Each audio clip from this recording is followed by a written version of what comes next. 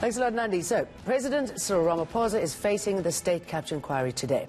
His testimony is being divided into two parts. The focus on the first 2 days of his appearance is on ANC issues and cadre deployment. He'll then appear again next month to speak as the president of the country. eNCA anchor Tumelo Mothotoane and reporter Siphamandla Goge are there and join us now. Over to you. Tell us more what we can expect today, Tumelo. Absolutely. Jane, as mentioned before, we are in Parktown in Johannesburg, right here in Braamfontein. I'm joined by my colleague, Siphamandla Goge, senior reporter at eNCA. Good morning to you, colleague. I mean, quite an important day, I suppose, not only for South Africans to hear from a sitting president. You know, this is the first time since 1998 when Nelson Mandela, in his capacity as the president, sat during a commission pertaining to rugby issues. But now, Cyril is sitting as ANC head. What is the significance of this day, not only for him, but for the ANC? Well, it's important because the ANC is the governing party. For now, he is the most important political witness when it comes to this commission of inquiry into allegations of state capture. Remember, he has taken a posture of supporting the work of this commission, despite his predecessor, former President Jacob Zuma, deciding to snap the commission, saying he will not participate any further. So President Cyril Ramaphosa, in his capacity as the president of the governing party, the ANC, he is representing the ANC here. Remember that the Deputy Chief Justice Raymond Zondo has said in the past that this commission cannot conclude its work without the ANC being given an opportunity to respond to allegations that have been revealed here.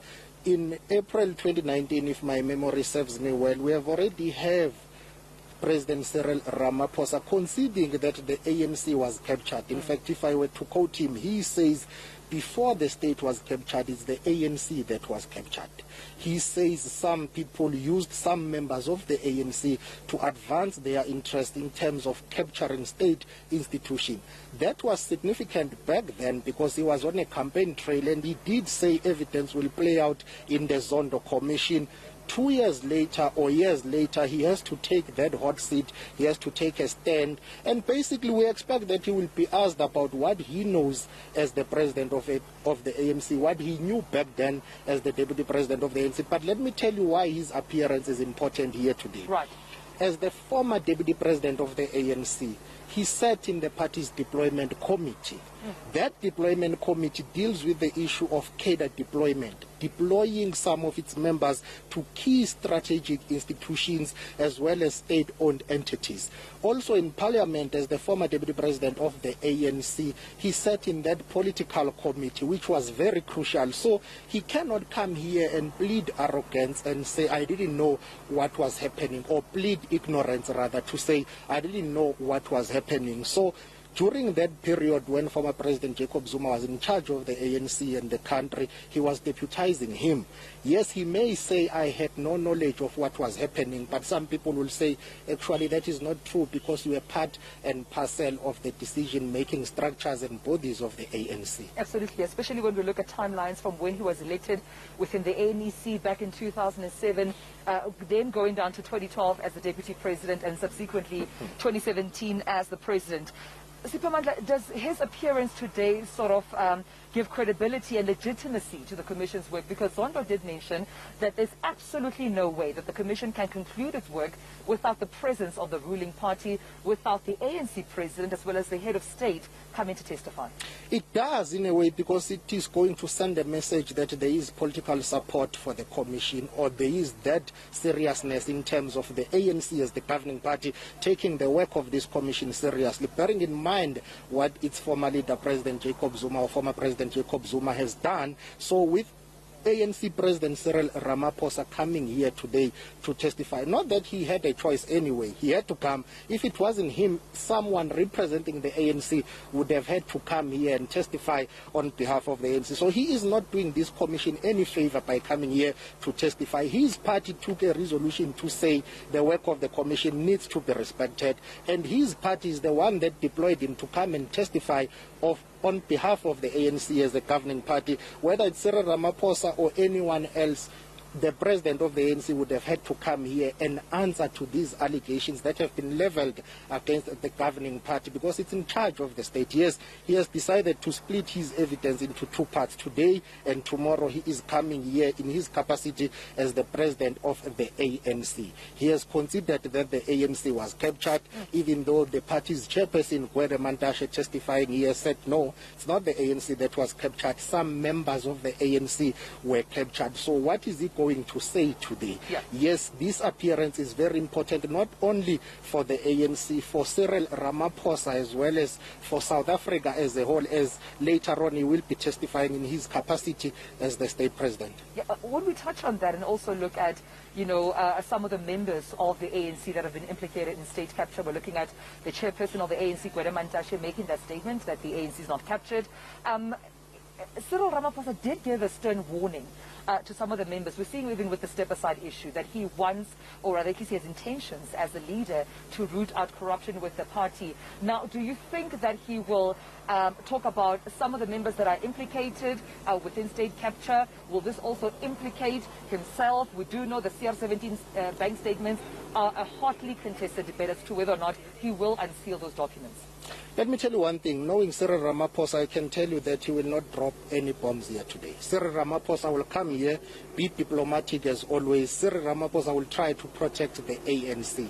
He is the president of the governing party. He will not throw his party under the bus, even though the evidence that has emerged here and claims and allegations point to some members of the ANC being implicated. Him as well is implicated here. So he will try to be diplomatic. He will take a posture that says, what do we do to correct this? He has considered that mistakes happened in the past.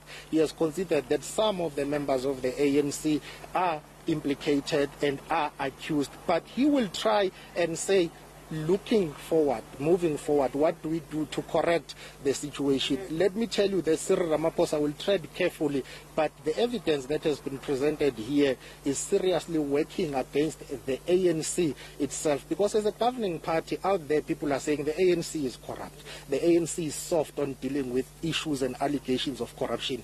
It rewards those who are accused of corruption. So him at the center of this, also if we were to rewind a bit, to try and understand how he came into power in the ANC. He came into power projecting himself as someone who is fighting corruption, as someone who is coming here to clean the image of the ANC. But in the process, he got implicated as well in that process with what has happened with Bosasa, not only him and some senior members of the ANC. So this thing is very serious for the ANC, for Cyril Ramaphosa, as well as for the country. Right. I mentioned the CR17 bank statements, colleague, because we know that the IEC has spoken about this new funding act. It's going to impact a whole lot of political parties, including the ANC, particularly the ANC, because we know that there have been allegations of certain business individuals. Edwin Sodi comes to mind when these individuals are spoken of, who would gain tenders and therefore sort of make repayments to the ANC in the name of ANC party funding and finances. Do you think he will address some of these issues in terms of, the ANC funding policy and some of these members, as well as business people that have been implicated in state capture, who have funded the ANC? He would want to shy away from that, but the environment will not allow him to do that. He will have to address that if his testimony and his evidence is to assist the commission. There is no way you can come here representing the ANC and not talk about those issues. There have been calls for him to unseal the CR17 bank statements. Some people saying he was a beneficiary of some of big businesses' money, pumping money into his campaign, and his critics have said he bought that 2017 elective congress of the ANC in Nazareth. So he has to address that. He is coming here at the back of having sealed those CR17 bank statements, with growing calls for him to unseal that. Tokyo Sekhwale, stalwart of the ANC, recently with our colleague JJ Tabane, saying, listen, just unseal this thing. So he has to talk about how the ANC was funded.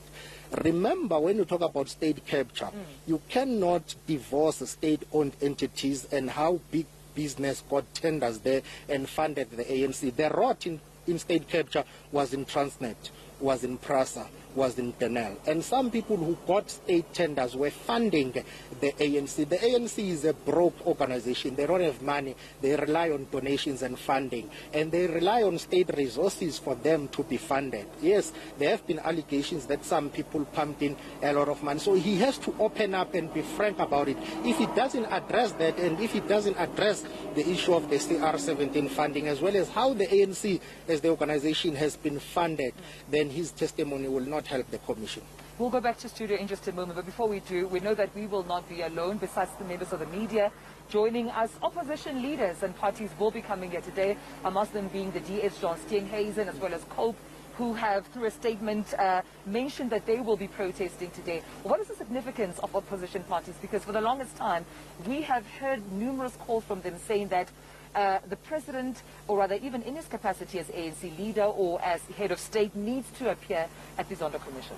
It's very significant, despite the fact that it's going to be a political show, but it's to be expected. You have the president of the governing party appearing at the Zondo Commission, which is significant politically. Yeah. But remember, opposition political parties will have to play their role. Let's give it to them. They've been very consistent in parliament during former President Jacob Zuma's tenure to say something is wrong. They've been calling for parliament to play its oversight role. We had here the Speaker of the National Assembly, Thandi Modise, conceding that yes, they should have done more in parliament in terms of oversight, because remember, all these state entities that were captured, they've got portfolio committees in parliament that report to them, that need to play oversight. So the presence of those parties here protesting today is very significant. It will put pressure on Cyril Ramaphosa also to think twice about what he will tell the commission, because remember, when he goes back to parliament, some of them will pick up on the evidence that he would have presented here today. They will question him on that. So